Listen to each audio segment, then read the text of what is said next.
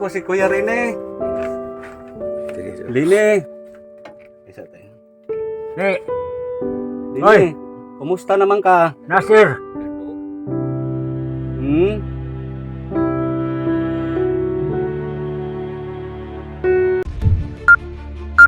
Yan po ang karpintero, nagpahinga na, katapos lang nagbuhos. Hello guys, ngayon po ay may update po tayo sa pabahay natin dito. So yan po ay pagkatapos nagbungkal para sa butas sa pundasyon po sa poste. So yan po, nabuhusan na po ng poste. So ang sunod nito ay magawa naman ng forma para mabuhusan ng poste. So, ang importante ang pundasyon, nabuhusan na. So tubig dito ay hakot-hakot, nagbayad tayo sa hakot sa tubig kasi schedule po yung ano nila dito, tubig. Ihatid lang po sa gobyerno yung tubig nila dito. Lahat ng mga nakatira dito may drum sa sa gilid ng kalsada. Hatiran lang ng ano, tubig sa gobyerno. Schedule. So ngayon walang tubig sila. So nagbayad tayo sa paghakot ng tubig doon sa layo ng balon nila dito.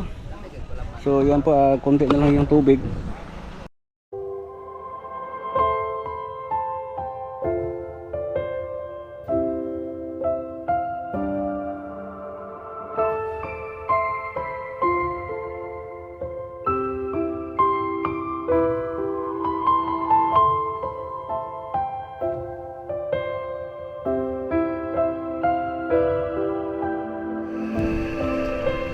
Tay! Dali sa tay! Si tatay po nakakot ng tubig. Tag pilang balde sa tubig. Di, estimated lang ba? Pilang atong Ha? Ha? Yan. Layo kaya ang kuandri tay? Ha? Dito kanang mutabok pa ta ng buntura. So yan po guys, ang alas 3 kadlaw nagsugod. Kasi ngayon guys, ang tubig hindi po natiran sa gobyerno ng tubig dito kasi schedule yan. So ngayon po ay nagbuhos sa poste. So nagpahakot tayo kay tatay. So pila naka balde na imong hakot ay? 14 ka balde. So bayaran natin sa tatay. Pila man ang 14 ka balde tay.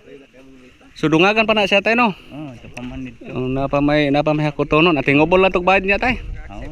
Ha? Sunod adlaw. Igo pod mahuman ring buhos tay ba? Kaya ang giuna ang buhos ang pundasyon. So magbuhos pa sa ano po, poste. So marami pa tayong buhangin. Magsimba mo ko siya. Ugma. Trabaho ugma na linggo. Ikaw depende ra nimo. Sa hapon magsimba.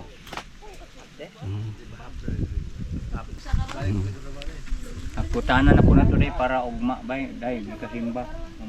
Palit ba? Depende ra mo kuan ka ugma o Lunes na ba? Unduan daan. Pwede sad no? Diri ko to. Yan po guys, sa sunod na linggo ay matayo na to.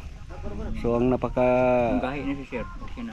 ang kadugay ano yung ang kanang natagalan to dahil po sa pagbungkal ng lupa, pagbuhos sa pundasyon. So nakadagdag tayo ng kabilya, yung bakal. So yan.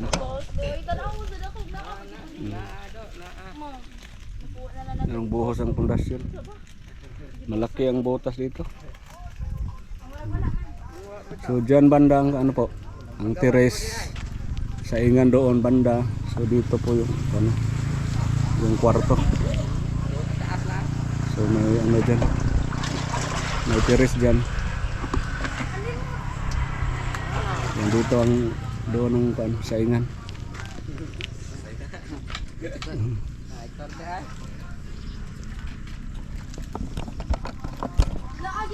Tulo tarin.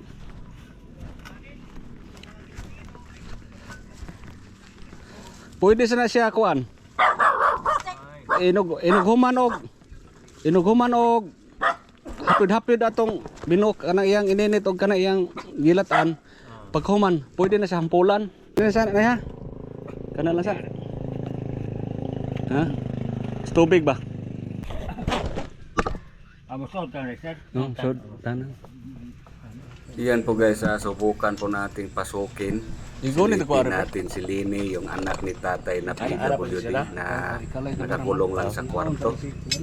So yan po ay subukan nating pasukin. Napakahirap po yung loob.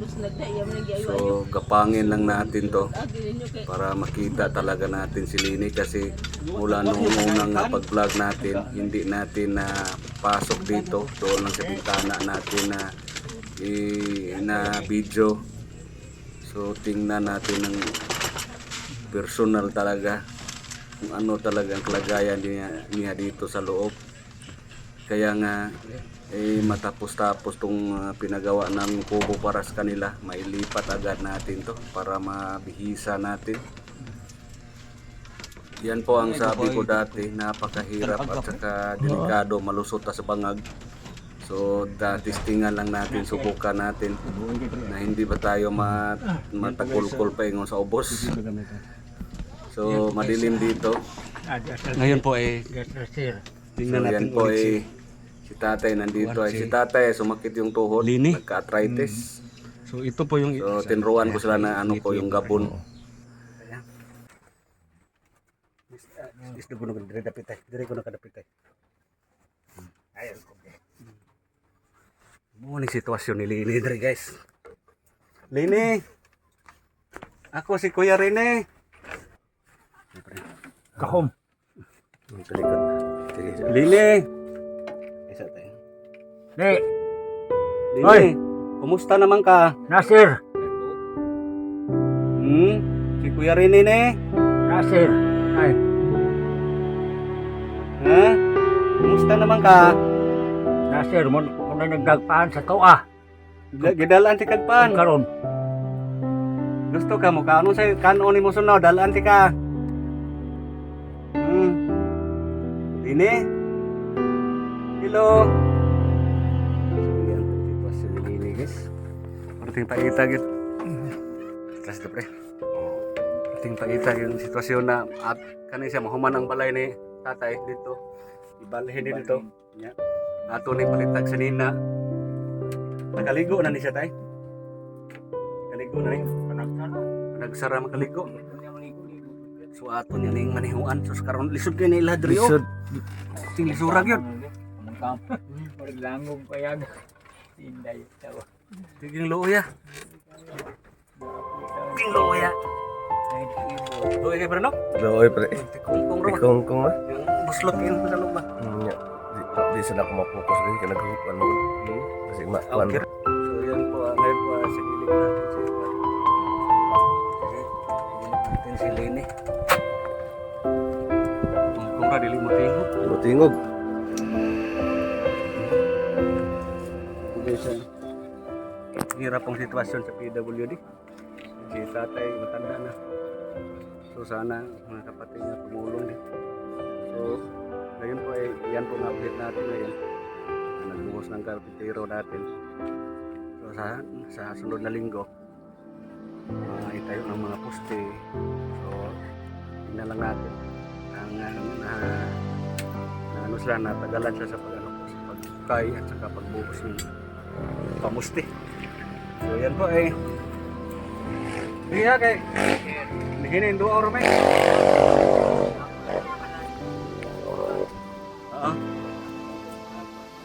Wagal na ko na ulit sa tubig ha.